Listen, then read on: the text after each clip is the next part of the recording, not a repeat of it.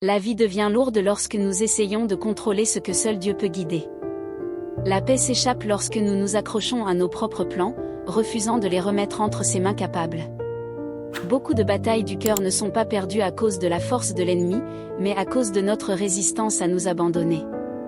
Le véritable repos vient lorsque nous cédons, et la joie durable coule lorsque nous permettons à Dieu de nous guider. Mes amis, se rendre n'est pas une faiblesse.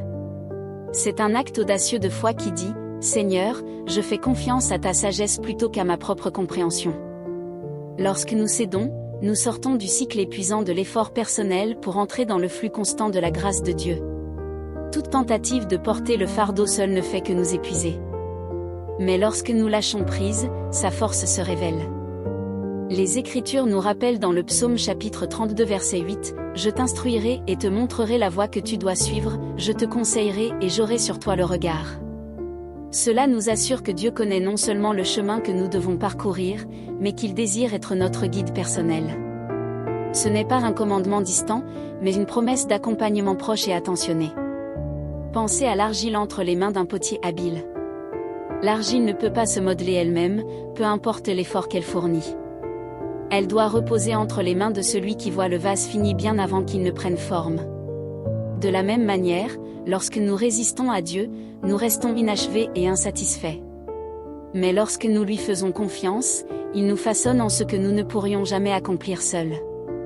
La lutte que beaucoup rencontrent n'est pas un manque de désir de servir Dieu, mais une réticence à lâcher le contrôle.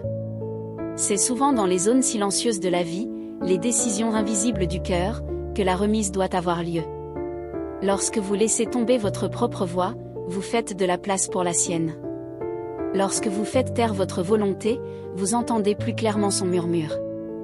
Aujourd'hui, je vais vous parler du pouvoir de laisser Dieu agir dans votre vie. Si vous croyez que Dieu peut faire une différence dans votre vie aujourd'hui, tenons-nous ensemble dans la foi. Je prierai une prière fervente avec vous au puissant nom de Jésus. Regardez jusqu'à la fin et ouvrez votre cœur pour recevoir les bénédictions de cette prière.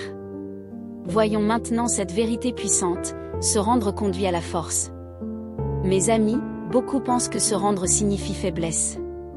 Mais la parole de Dieu enseigne le contraire. Lorsque vous abandonnez votre volonté, vous accédez à une force divine inébranlable. Lorsque